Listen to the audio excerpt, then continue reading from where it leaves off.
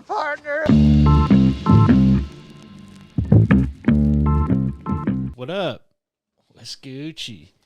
We're back. Here it is. Sorry, Boog, that's my bad. I thought I sent it. No, you're good. What's up? What you boys been up to?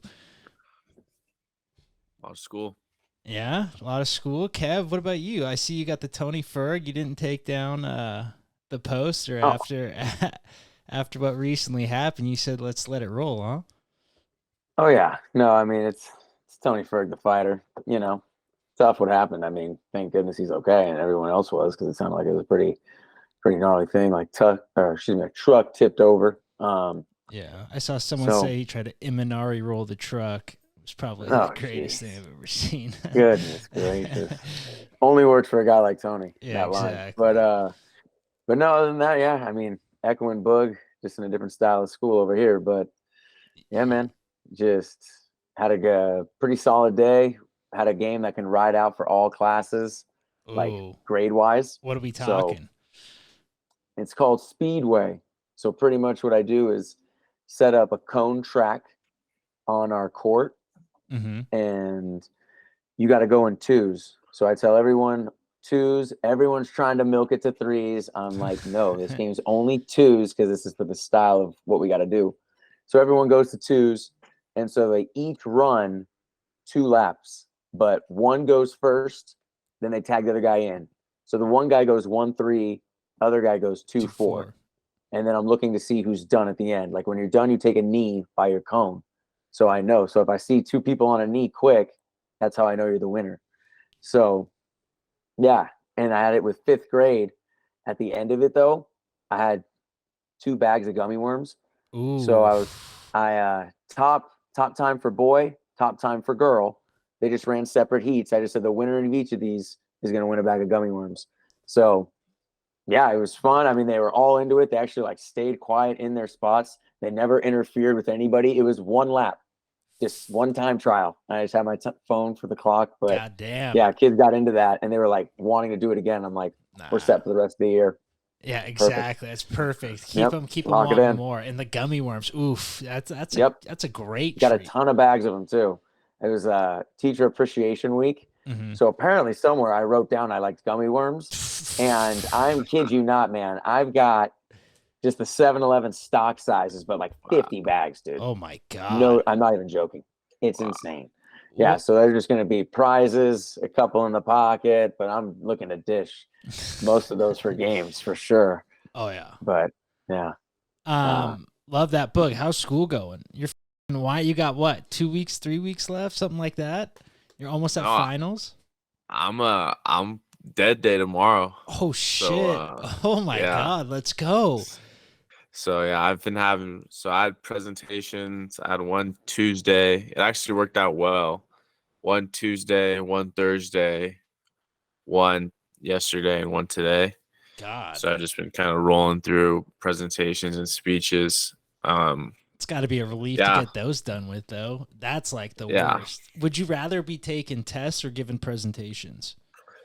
Definitely presentations, even like over like essays. Like for one of the classes, I still have to write an essay, but like 2 of the classes, like I just have to write like a final reflection paper. So like I'm sitting pretty in like 3 classes. 2 classes, I'm just looking to get a C probably. Yeah, that's but we'll see. Easy money there though. But yeah, I'm feeling real good about where I'm at.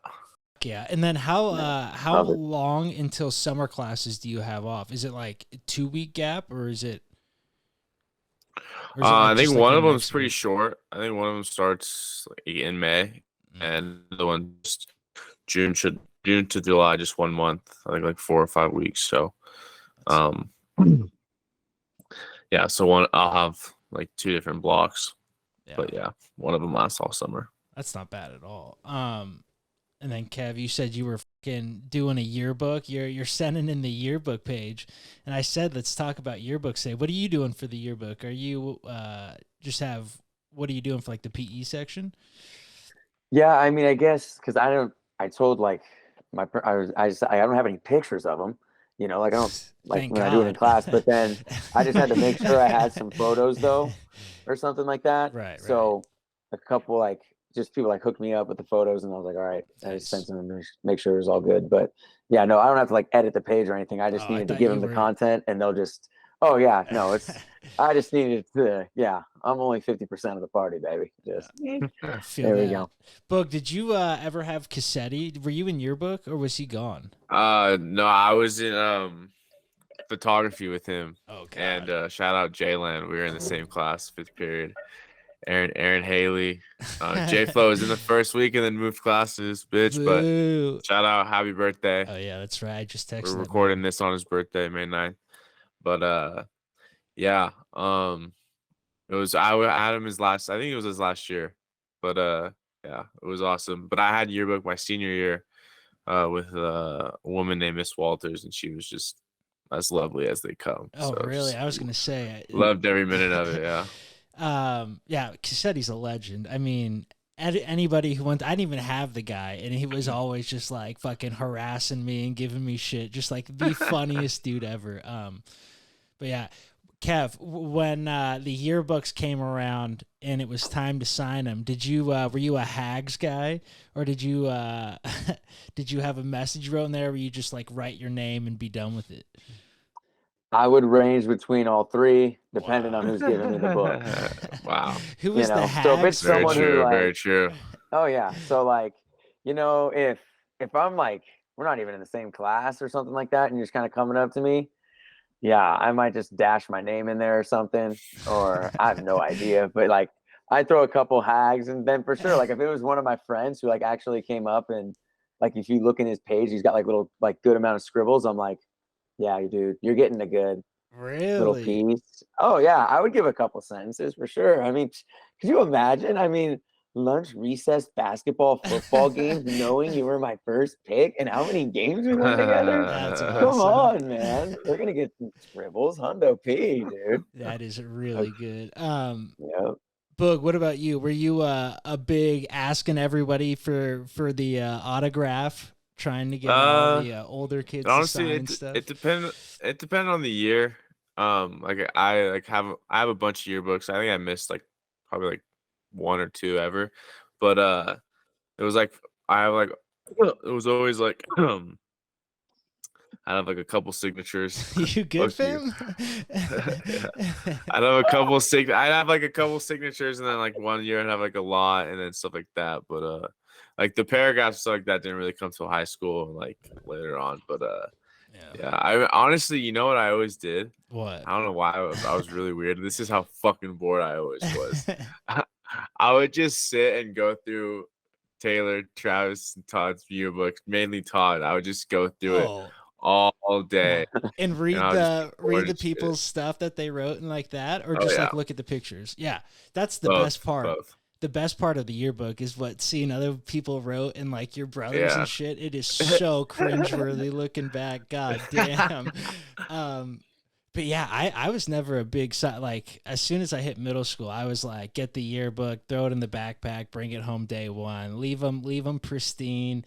Wow. Fucking, you could photocopy these in 40 years and they'd be time capsules. Yeah, I don't know. I just was never a Siggy guy. And then when people ask for mine, I just write first last name. Kind of a Siggy guy, you know what I mean? But not a signature. No, but I just write first and last name and I give it back to people, and they would be so rattled that I didn't like write a message or anything like that. I'm like, I don't give a fuck. Like, I'm not leaving my phone number on here for you to text me during the summer. Like, nah, that's not what it is. But God, yearbook's so good. I remember, I'm sure, Boog, you heard about it. I think it was my junior year. Legend, Connor Paradiso. Wait, was it? Or I think it might have been your sophomore year. Because Todd was right. senior. Todd was a big part of it. He was the part of it, yeah. And Todd was like the editor-in-chief, or like one of the main editors of the whole yearbook, which is beside me. That is crazy. Whoever let that guy get control. But the legend, Connor Paradiso, in the water polo pick, Kev, he pulled out his nut and let one of his nuts hang out of his Speedo and didn't say anything and just took the picture and like they put the yearbook together, they printed them, no one saw it. I mean, why would you expect that, right? There's no way you're thinking someone pulled out a nut, but the Yeah. day they were handing them out, someone saw it, and so fucking they made him go in there and take a Sharpie and Sharpie out his nut in every single yearbook that went out. And then I think he got suspended, but goddamn, such a legend. And then immediately he could just lick the thumb and rub it out, and the nut came back just as quick as it left. I mean, that is like all time. That's like nothing better than a prank that you set and let it linger for a while. You almost forget about it, and then it comes back like, oh fuck, so worth every penny.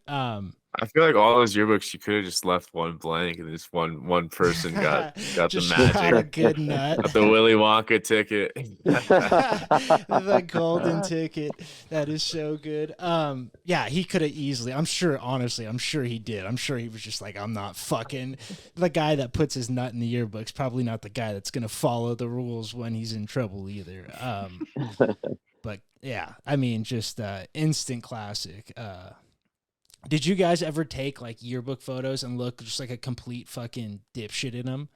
I never knew when picture day was. I was always that kid that would just be like stunned when picture day was. And so the person would be like trying to comb my shitty hair, and it would be like waving like grossly. And like, oh, I've ruined so many yearbook photos to the point where like I stopped taking them serious. I started like just like mean mugging cameras and stuff. I was like, this is not worth it at all. My 8th grade yearbook picture, I look like a fucking, I don't know if it's not a pedophile, but I look like I maybe used meth for about 5 or 6 years. It's crazy. What the hell? I don't know what happened to it. My face is beet red. I'm just like freaking out at the camera. But great times, good old yearbooks.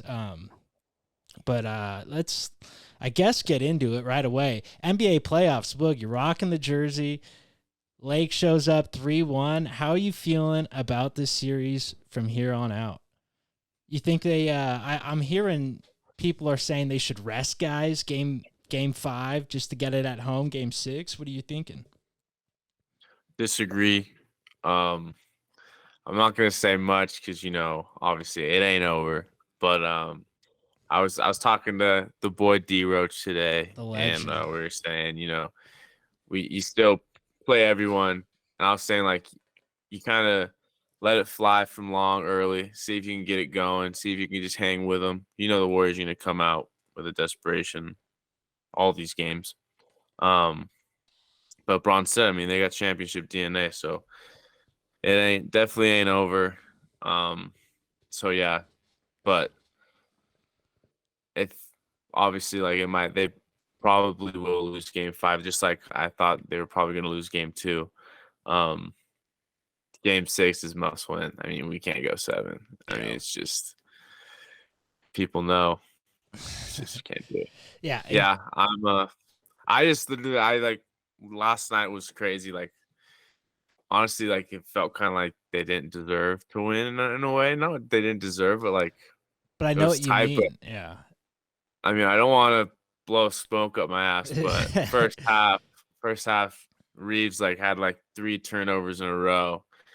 I've put in the chat with my dad, Tay and Tom, like, get Lonnie Walker in and get no Reeves. Way, let's go. Fucking fourth quarter, old Lonnie the fourth. So yeah, definitely was pumped. Bite nails all day. Yeah. But I know what you mean though. That first half of that game was so weird because it was like neither team was playing well. It was like almost like they were both playing in slow motion. I didn't know what was going on. It just didn't look like a playoff game, honestly. But love that. How was game 2? How was the Chase Center? Amazing. Really? I mean, Chase was sick, expensive. I got a double Buffalo Trace, Trace, and Pepsi, and it was 40 fucking $5.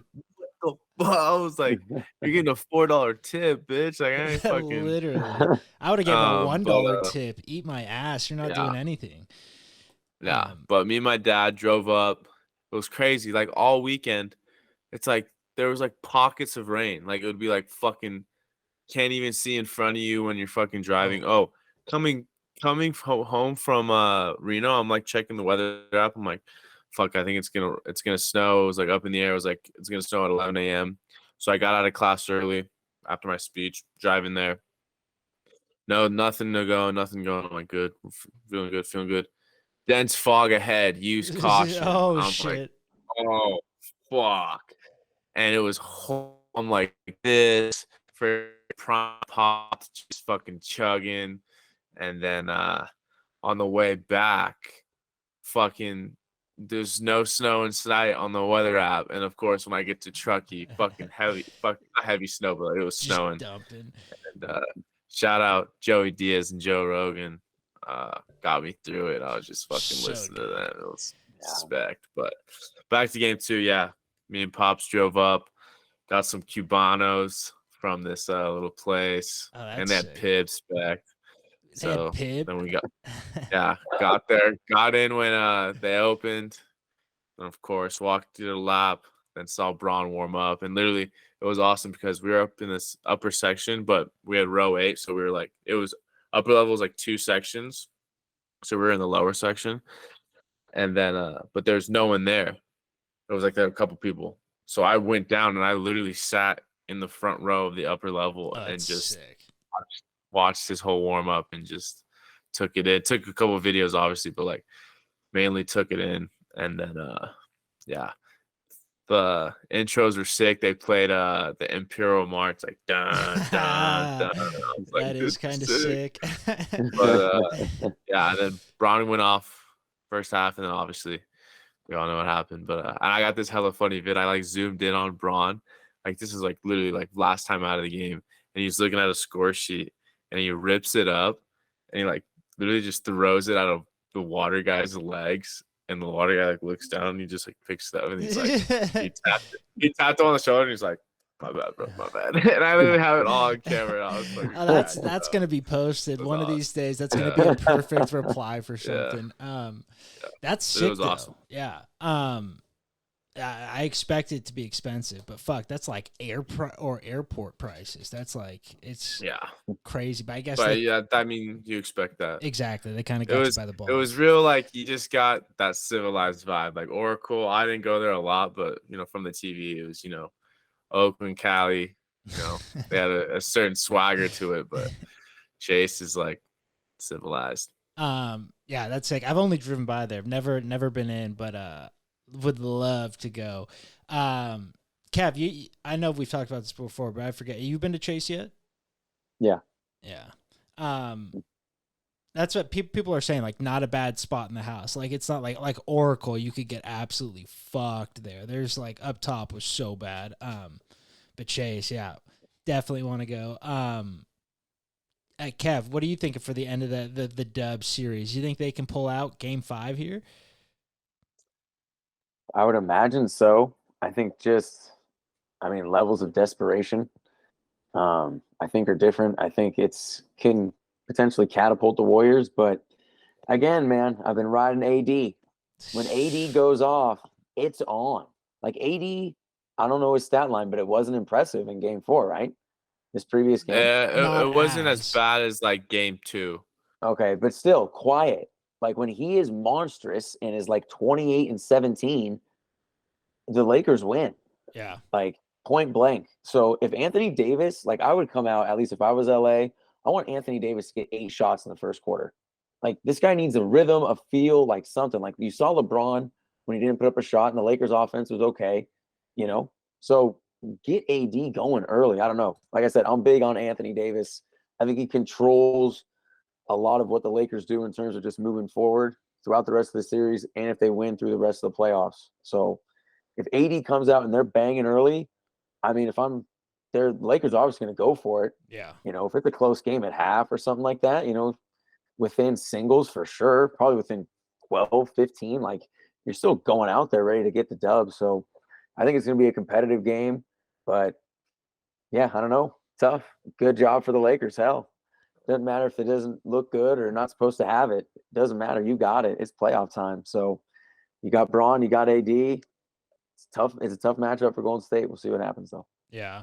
And dude, they've been playing Braun at the one towards the later games sometimes, and he's so much better with the ball in his hand at all time. Like him and Steph both, I feel like just need the ball at all. It just causes so many more open shots for their team. I feel like that's one of the reasons AD's playing a little bit better. Like obviously he's not handling all game, but it just I don't know. I mean, I guess same could be said for Devin Booker and KD.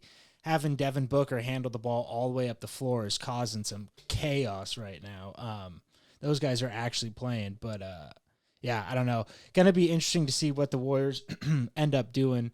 I hope they go with their original lineups, not the ones they've been fucking around with. I think their OG lineup would just ride it out, see what happens is going to be their key. But yeah, I don't know. I thought the Nuggets were going to be pulling away in this series and fucking whoever won the Warriors Lakers series with rest time, but it looks like it might be the other way around. Suns putting up a fight.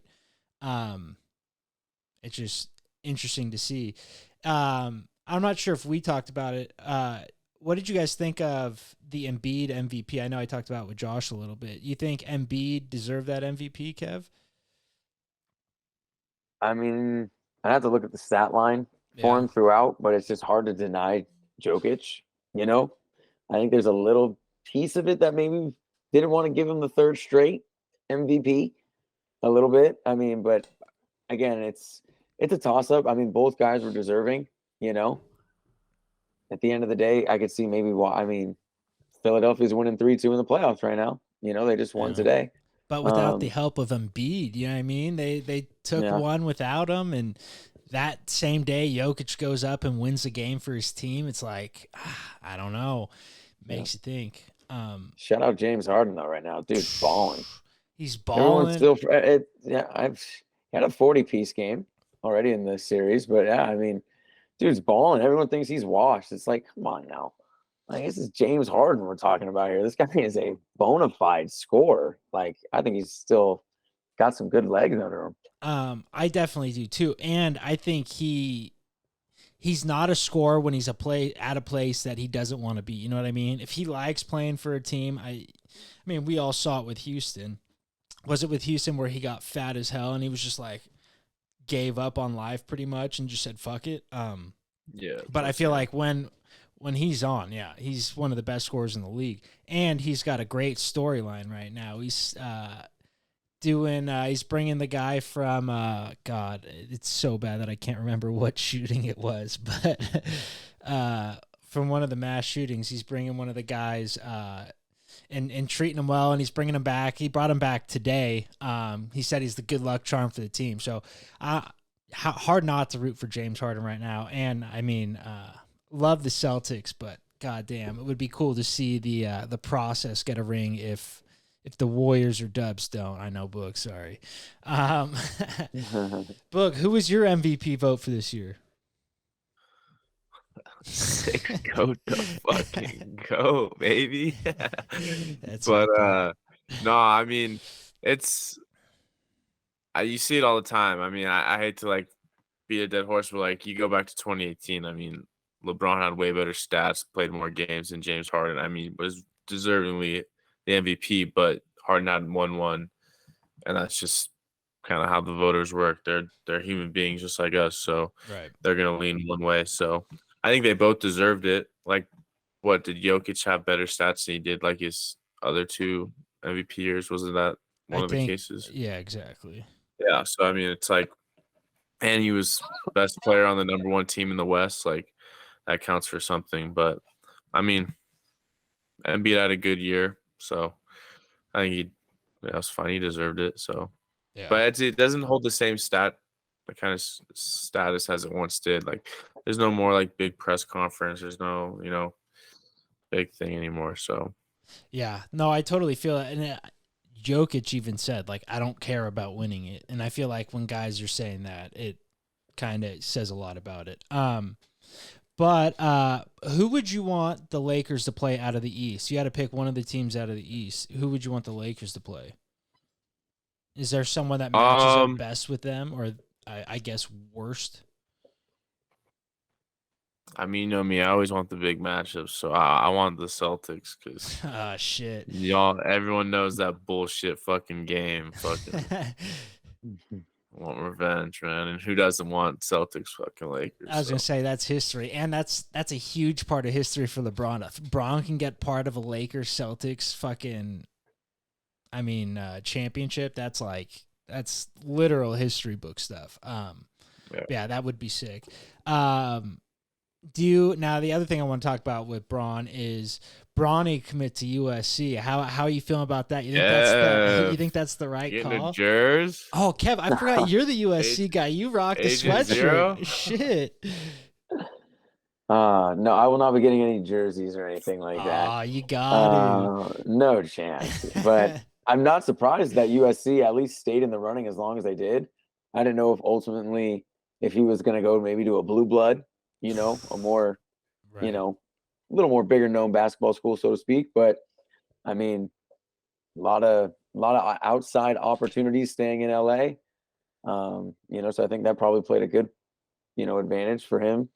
But yeah, I mean, USC's got a hell of a class coming in, though. I mean, this team could be a Pac-12 contender. Trying to, and for sure, hopefully a tournament team. But we'll see.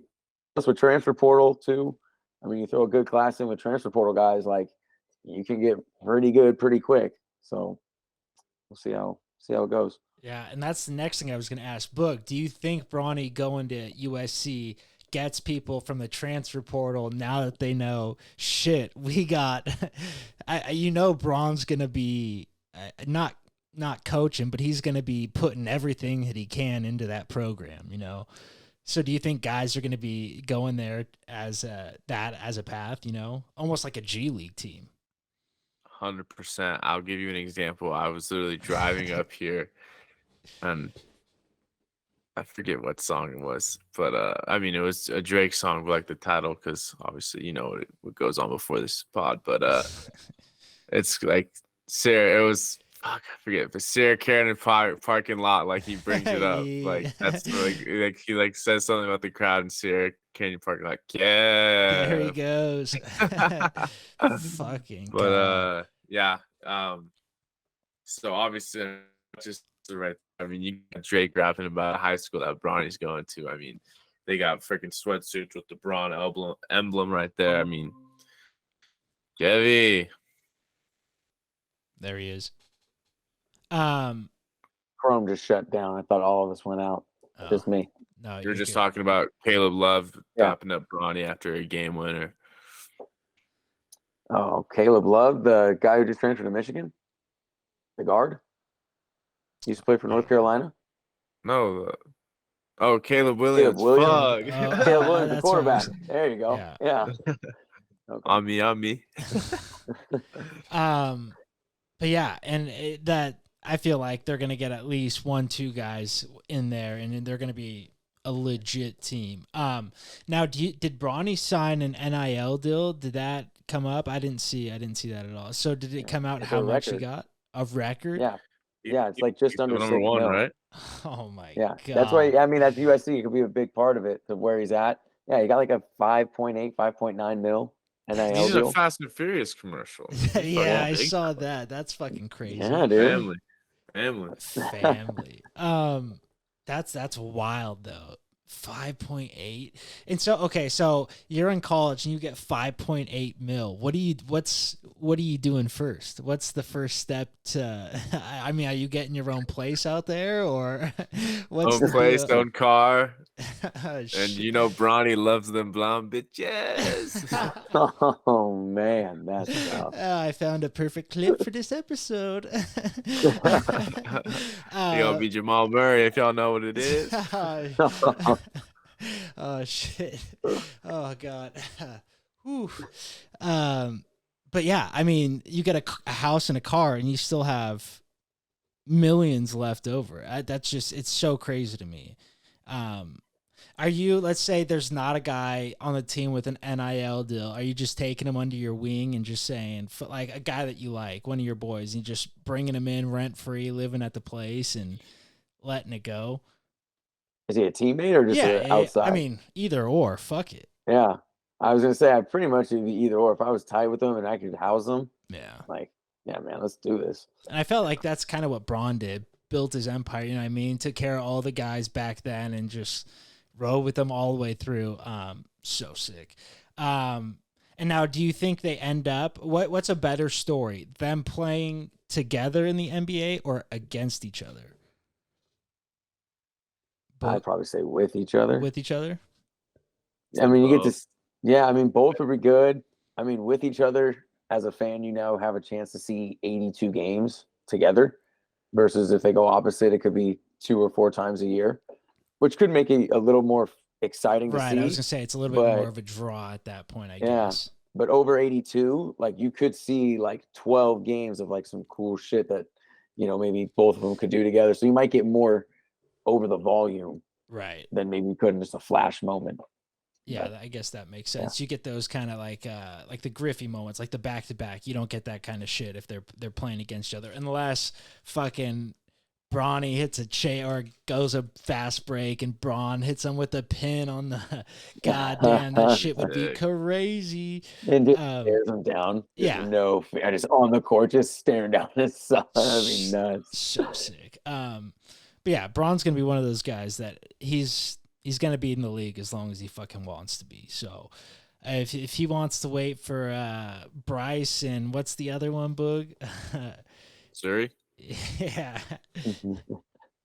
he could definitely do that. And you said Bryce is the best one out of all of them, right? Or gonna be, you think? I think so, yeah. Damn. That's gonna be sick. If it ends up like a ball situation where the younger one always prevails, I nothing better. But yeah, that's playoffs. That's Braun. Let's get into some UFC. Whew. Did you guys? I'm assuming you watched the card this weekend. First thoughts on one. I want to get into Diego Lopez first. What are your guys' thoughts on him? The Fallout Boy coming in submission heavy. I thought he won the fight. I thought he did more the first and the third round, but what did you guys think about him? Do you think he's someone we could see around for a long time, or do you think he's going to be a one and done type deal? I mean, it was short notice for both guys, right? Go ahead, Kev. Okay. I mean, no, Dana was like talking to Lopez right after. Like Fabiano was there, so he was getting translated and stuff.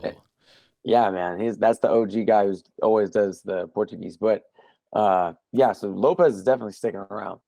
But like you said, Jim, I didn't really know who kind of won the fight at the end, but that guy was pretty durable, pretty tough, was looking for submissions, like looked like a pretty exciting fight at a good time, you know, on a pay-per-view opener. So it's always funny how a pay-per-view opener always is usually a pretty good action fight. Sure. And as a fan, you get to see 15 minutes of good fighting. So I think he'll be back. But yeah, it's a good spot to be in when you have a loss that doesn't do anything negative for you. So you still come out of it all right. You know you're getting a fight. You're probably getting another top 15 guy. Like, you're still right where you want to be, you know, despite the L. Yeah, that's a good point. And Boog, I mean, a lot of guys make a lot of noise about short notice fights, but both guys are taking fight on short notice, right? I mean, how much do you think that should play into the guy who got brought in late? You know what I mean? Because I guess the one thing you could say is they didn't have a camp, but a lot of the times these guys nowadays are in 24/7 camps. You know what I mean? So how much do you think that plays into the fight, I guess? Definitely affects both guys. I mean, it's tough for the guy coming in, but they have that factor of like nothing to lose. Ooh, but then the guy who's like been training, I mean, I think this time it was like kind of stylistic matchup, kind of the same because Bryce Mitchell throws up a lot of submissions, but yeah, I think when it comes to like that, even like 3 days notice, week notice, even 2 weeks. I mean, 2 weeks stretching it, but I think both guys should get a win and show like automatically. Like, ooh, that's a good point. I mean, when it's 3 days, I mean, especially, I mean, it's just like you're saving too the much. show. You're asking too much. Yeah, exactly. I think like didn't like Bilal. I bet Bilal and Gilbert got paid a bunch, didn't they? I would assume. Probably. Did you see Gilbert's grandma, Bilal's grandma gave him like $20 or something like that after the fight, and he was like, "Oh, there's my win bonus." Oh no, Diego Lopes, they won fight of the night, so I don't know. Oh wow. I'm sure Burns and what's his name, Bilal ended up getting paid though. Hard not to believe Dana wouldn't fucking rack those guys out, especially Burns was like his third fight in like 90 days or something like that, something crazy. Yeah. But yeah, that fight was sick. Lots of ground exchanges. That's what I was a fan of. And those knee bars, we're starting to see the knee bars a lot more. Like, and I feel like we're never gonna see like a leg snap from them, but they just look so dirty. Like the legs like fully bowed in. Ugh. Not a fan. That's tough. Yeah. And then the next fight we saw was Crone Gracie. Holy hell. I mean, no one took the sport of jiu-jitsu back 20 years more than Crone Gracie. And I mean that in the best and worst possible ways. Like, I had people talking shit to me at work saying, "Oh, that's like jiu-jitsu will never work." And I'm like, my guy, like you don't get it. That guy's a killer. And two, let's see if it doesn't work. You know what I mean? Let's put it to the test. But it just looked like they were saying on the broadcast, looked like something straight out of the early thousands. It was a singular style fight. He was butt scooting. Kev, do you think we see any guys that use just a singular style of fighting winning fights anymore, or is it really gonna have to mix the arts? Hence the mixed martial arts. You can be super dominant in one thing, but it can't be jujitsu. You have to have it as a wrestler, or you need to have incredible knockout power with like size and maybe the ability to move. But if you're just like a straight jits guy, like fight always starts on the feet. You got to get the guy down. You know what I mean? Yeah. But unless it's wrestling, like if you can get the guy to the ground, then from there you can get the submissions going. But I mean, the wrestler, I think, is really the one dominant. Like, I mean, you just saw it with Habib, I mean, that was really his highlighted thing. Really wasn't too strong at a whole lot of other aspects, maybe that are just like the core, maybe like boxing, jiu-jitsu. Yeah, you never know. But yeah. I would say it's wrestling, not jits, at least. Yeah, It'd be the one thing. Because it dictates where the fight takes place. I mean, we saw that with Crone. He was trying to pull guard and just couldn't successfully do it. He did it twice, but it just wasn't an advantageous position when he got there. Boog, what do you think about that? Do you think we see? I mean, I don't want to say the one style because I think Kev kind of answered that, but do you think it has to be like I concur with Kev. Yeah, like a wrestling or like a stand up. That you'd have to pick one of the two. What stand up do you think works best? If you'd have to choose one, I guess. Southpaw from Dublin, Ireland, baby. Crumlin. But no, yeah, I think like Kev was saying, kind of, you can't really rely on just jiu-jitsu. Like you look at guys like Nate and Charles, like the way they fight, they've developed really good striking. Mm-hmm. And they have that jiu-jitsu base to when it goes to the ground, like with those wrestlers, with those other guys. So that's kind of like what they fall back on. It's not what they lean on. So yeah, that's what, like, you gotta have good striking because, like I said, it always starts on the feet.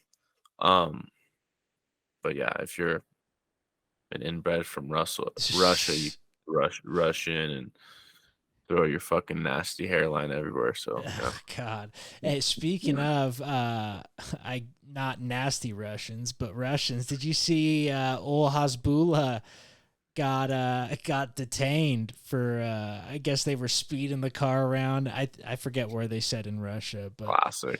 Yeah, so good. Hasbulla, the villain arc is almost complete. He got caught smacking the cat. He's getting arrested. Here we go. Love to see the trouble that man gets in. But yeah, no, yeah, I don't know how I feel about the jiu-jitsu one's hard because it's like you guys said, it's not dictating. I feel like a lot of guys need to use it more to like create a scramble to get up. You know what I mean? I feel like we've seen that a lot more out of guys now. Even dominant jiu-jitsu guys, like you're saying, are using it more to create distance and then get back to the feet and proceed from there. And then the next fight I wanted to talk about was Bilal versus Gilbert. Boog, who do you think Bilal fights next? Do you think the Colby fight is the go-to? Oh shit! You said Bilal over to put me to bed. Fuck it. Yeah.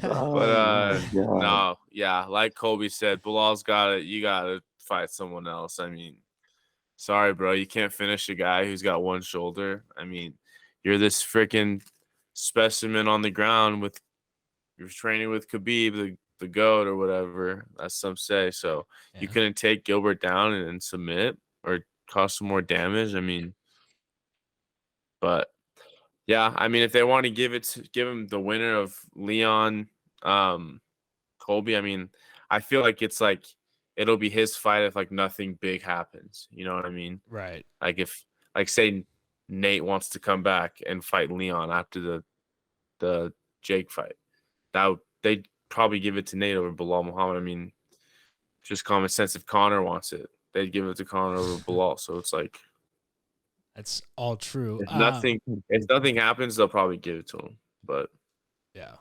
And like you said, I kind of see something happening before that. He's just, unfortunately, he's not a draw. He tries so hard to be on social media press and conference stuff. Was so cringe. And oh god, yeah, it's like that whole card was full of cringeworthy. I mean, you had Cejudo, but he leans into it. You gotta. I like when he does it. Aljamain Sterling calling it his story after he won, capitalizing the HIS. I'm like, dude, that's worse than anything. Did you see him do the "you'll do nothing"? So I did. Oh my god, he did. It was horrible. Yeah, he said that to someone in the crowd, and it was horrible.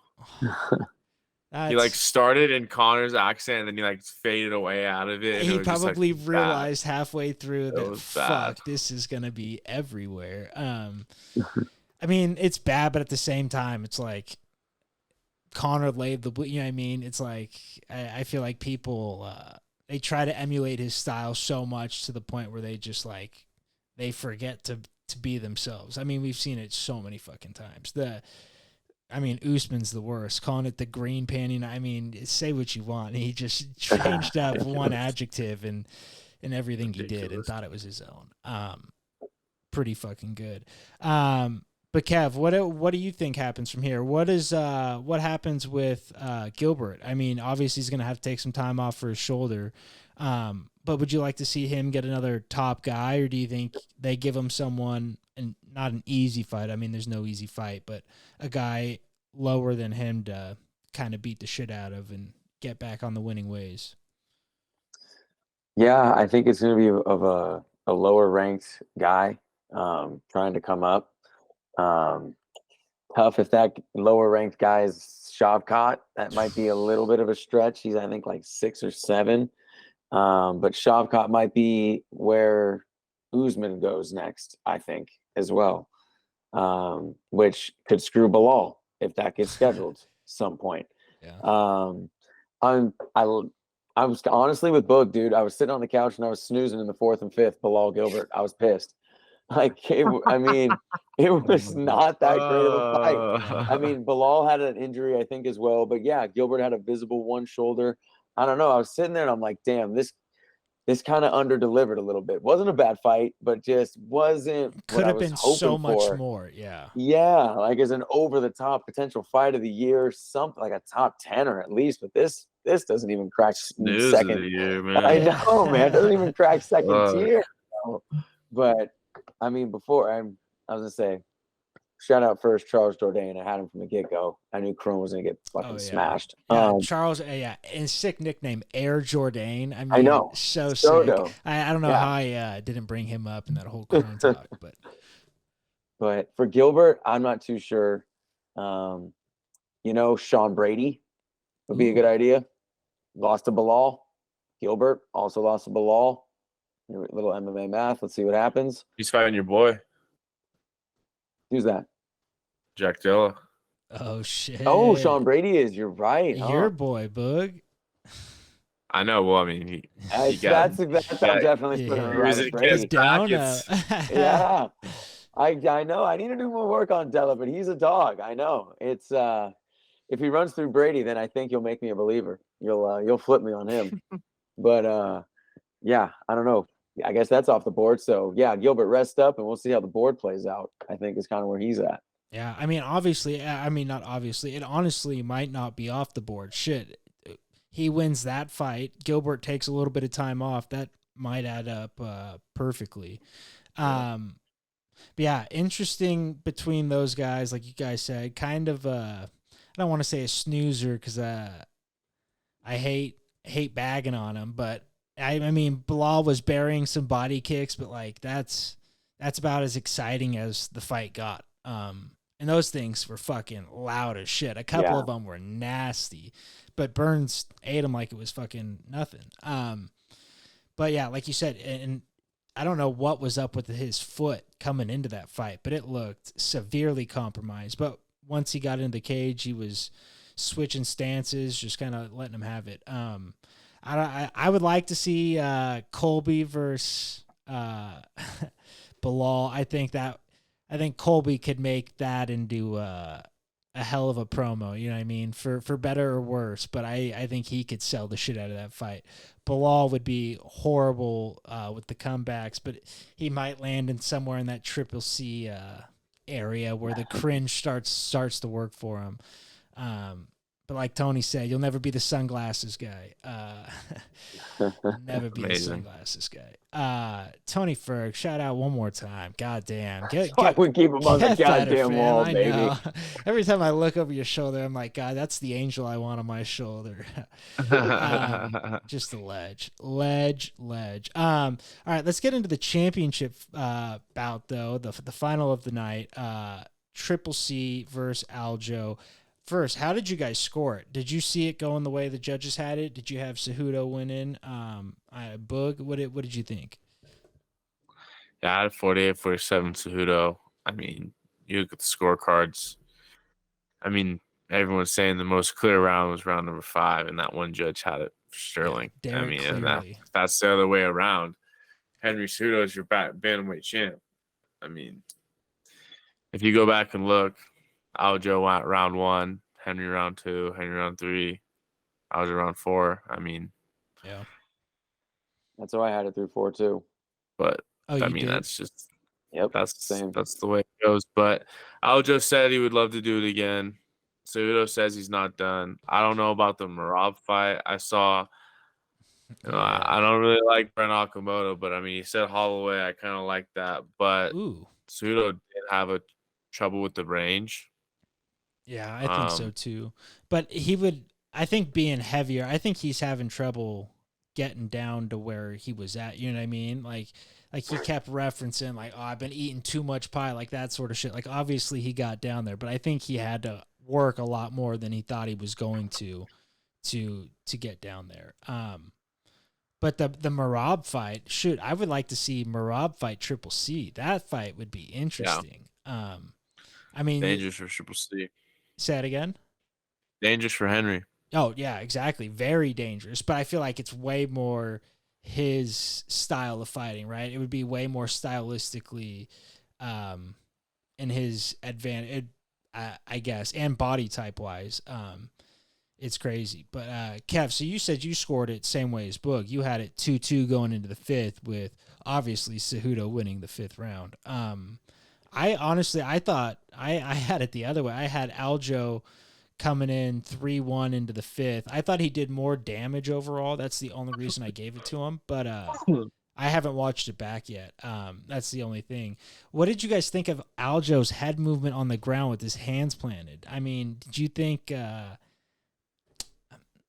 I guess that's a bad way of phrasing it. Do you think knees on the ground should be legal? I know we've talked about it before, but we saw it so many times in that fight where Henry had the front front headlock, and he could have just killed the guy. I mean, it's crazy that that's not legal in the UFC. But do you guys think it should be, or do you think the rules? I mean, we've had this conversation so many fucking times. But do you think the rules should be the same, or do you think it should go to that ONE FC style? Kev. I was gonna say it is. As a fan, I'm about it. I would love knees on ground. I mean, those are opportunities. I mean, if you can punch on, I mean, maybe you have to, kind of like no 12-6 elbow. Right. Like you can't do that. Like maybe there has to be like some style maybe like of knee that you can't chicken do. wing knees or something like that. That would be even effective. Something like that. So there's like a regulation, so it's maybe not just completely free. Right. Like it would be on the feet, but yeah, I don't know. I like the one style where you can. I mean, it changes everything in terms of just open strikes when a guy's obviously on the ground. But for the UFC's sake, I would say probably not, just because they've done it for 30 plus without it. They're just going to, And the sanctioning. Yeah, I feel like it's one more thing that they'd have to pass through sanctioning bodies, and it would just be a fucking mess. But I don't know. I was like almost confused. Henry never really looked like he was going to try and transfer to the back, and like never try like get around Aljo's hips. And I don't know if it's because he was training with Demetrius and like in one, you know what I mean? In one, they can do that. And I wonder if like he was just training that front headlock with DJ the whole time. I mean, he just fought recently too. And DJ was like throwing those like training, and like Henry just held him there. You know what I mean? I don't know. It just seemed weird. But yeah, it's going to be interesting to see what they do with both of those guys. Obviously, we know Aljo is going to be fighting Sugar Sean next. Boog, what did you think of them bringing Sugar Sean into the cage? Kind of reminiscent of the old UFC days. Thought we were going to see a brawl there for a second. Yeah, I liked it. Like Dana was saying, or like Errol was saying, I mean, he was next. I mean, he was kind of the clear-cut contender. Both guys said he was next. Mm-hmm. So obviously, he was there cage side. I liked what he said, liked how he handled himself. It was funny how like to cut weight soon. Huh? He said, "You better be ready to cut weight soon." Yeah. But he was right. He's like, "You better not come like that, because I'll fucking knock you out." But which I hope. But yeah. I mean, you gave it to Marab. Marab, what he did was funny. But then like, of course, there's a little scrum after, and of course, Dana's like, "Made a mistake." But he did not. I like the whole thing. Yeah, exactly. That was very calculated by Dana. He knows. Yeah, exactly. He knows. And then Kevo, what did you think about that? You think that they would have done that had they not partnered with the UFC, with the WWE, or had Endeavor not bought the WWE? Do you think that had any impact on them bringing him in, or do you think it was gonna happen regardless? Yeah, I don't know if that maybe had anything to do with it. I think if that starts a trend, like if we start seeing it more, right, that could maybe start being a link. But I didn't think it really had anything to do with that. But I don't know. Could be a fun matchup. It sounds like you guys are both Suge. I'm going to be repping the East Coast in that one. I'm going with Aljo. Shit, dude. You're such a piece of shit. I think it's a great matchup for Aljo. We lost connection to Kev. Sorry. But yeah, I'm going to be riding with New York in that fight. I feel that's going to be a tough fight.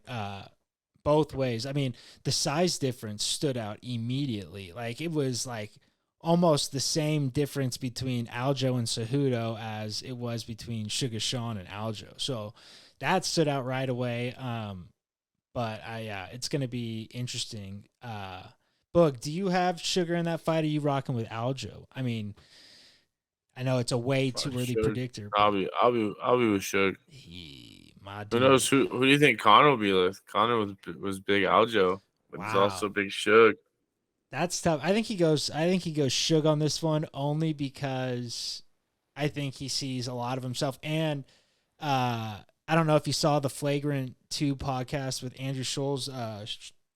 Sugar Sean was just on this past week, and he said that like he gave a lot of props to Conor, but he was talking about like when I was like 12 13 years old. Like I thought I was going to be what Conor McGregor was. Like I had it in my head. That's what I was going to do. Like everything he did, like that was everything. And so they were like, oh, like Conor McGregor stole your whole, and he's like, nah. He's like, I love Conor. He's like, but that was exactly what I had in my mind. So I think that eventually gets around to Conor, and he sucks off anyone who gives him the praise. Yeah, so I think definitely. it'll go Suge's way. But that shit was so funny right after the fight, just posting the video of Cejudo. And if you're Cejudo, are you looking at your phone right after the fight? I mean, what the fuck? That'd be the last thing I would do. He was like, got in the locker room and was. Did you see that video? Yeah, I'm like, what? Did you hear that terrorist in the background? Hear what? The terrorist in the background. Give me my phone. Oh my god, is that Ali? Yes. I will not comment further. Mike Russell. I mean, if that guy ever releases the documentary, I'll be amazed. But he's been saying it for 5 years on Twitter, so we'll see when it happens. But yeah, that's that, or that card. What did you guys think? Where do the bantamweights go from here? Do you think that outcome of that fight shakes it up more than the other way? I feel like Cejudo losing kind of shakes up the bantamweight a bunch. Like we were talking about, we don't really know where he goes from here. But it kind of opens the door for a lot of other guys. Sugar wins, Marab gets his title shot. You know what I mean? It just kind of, I feel like, makes a lot of sense. But yeah. Next thing I want to talk about, Zuckerberg and some jiu-jitsu. Did you guys see him, any videos of him competing this past weekend? I just knew he won medals. I didn't see the film. Any videos, A dog. He had this one guy in a Kimura and he fucking ripped it. I was like, oh, let's go, Mark. But then I saw another one where it was in the gi. It works on points, right? You get points for different things, sweeps, getting guys to their back, other like things like that. But so he lost on points, and the refs fucking deciding like who won. Like he's raising the hands, and he raises the opponent's hand, and like Zuckerberg like kind of like slaps his hand out of the ref's hand, and he like gets mad, and he was like from what I read, I guess the guy like agreed to do like another match with them. He's like, no, like I don't want to win on points. I think it was the championship match. And so they had another match. They ended up losing, but pretty fucking funny. If you're fighting Zuck Boog, or if you're wrestling jiu-jitsu with Zuck, are you letting him win? Or are you trying to beat the shit out of him? You had to go for the win. Really? I mean, that's a legendary win. Brings you back to D-backs versus that Petaluma Little League team. They played up, and we played them. Sent them packing in the semis. I mean, hey, if you come up to the big boys, it's like Hamzat coming up to Paulo. I mean, different. Back at lunch, brother. It's gonna be a long day. Yeah, I feel like, Kev, what are you doing? Are you going for the win? Or are you whispering in his ear, "Hey, I'll give you this win. You slide me a G." You know what I mean? Oh, no chance. It's you or him. It's jiu-jitsu. It's combat. I'm trying to fuck you up, man. No chance. I don't care if it's Zuck. He's trying to, you see the kid just pull a temper tantrum. That guy's trying to kick your ass. Yeah, no, for sure.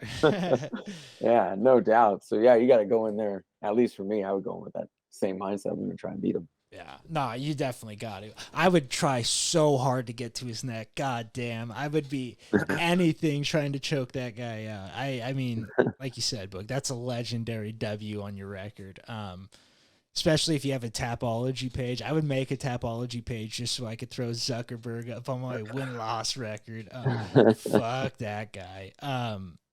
Yeah, there's a lot of guys, a lot of celebrities getting into the combat sports, and it's just, I don't know if it's making jiu-jitsu cool or not, but it's good to get people into it, I guess. There's a bunch of new people joining the gyms right now, and I wonder if old Zuck has anything to do with it. But yeah. Last thing I want to talk about is old Jake Paul, Nate Diaz. Did you guys watch that press conference? Awkward from start to finish. Like, incredible. Ariel was the only thing that saved that, honestly. I don't know how he does it, but he seems to just roll with the punches better than any of them.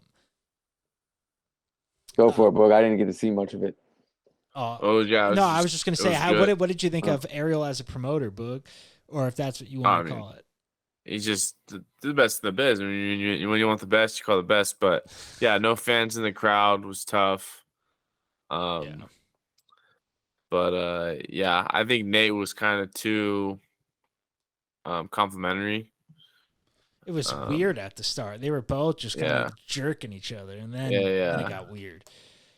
Yeah. But yeah, it was overall it was good.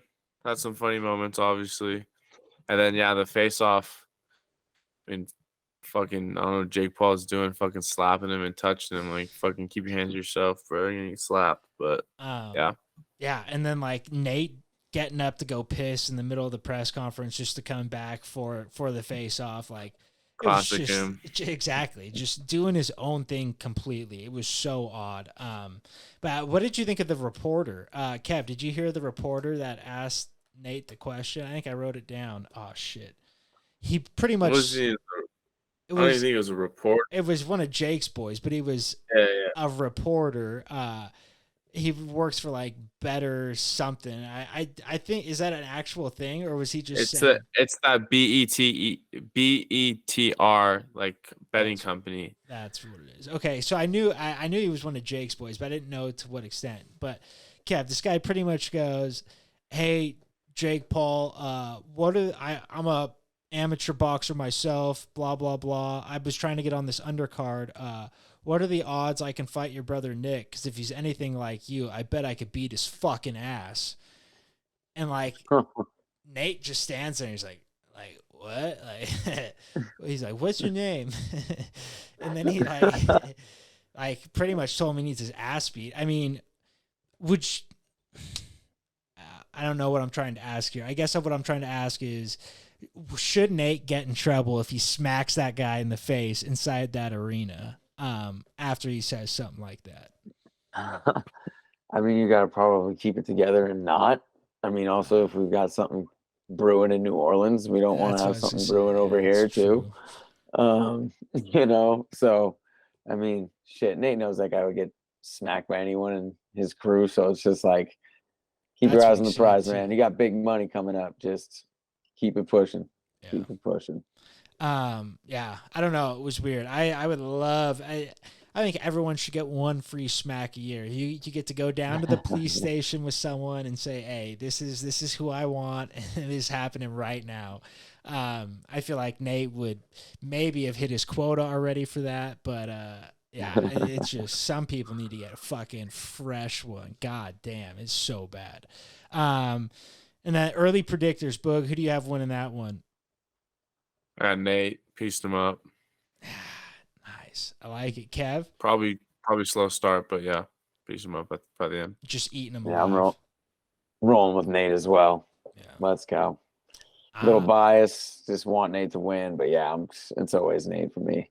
Yeah, and like you said, but I think he does, just fucking bit by bit, just eats away at him. The scary thing is Jake's got the power, but I feel like Nate's been hit harder with smaller gloves.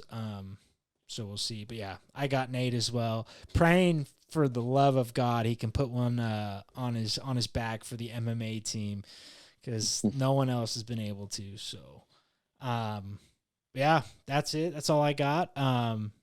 Thanks for being with us, y'all. And until next time, adios.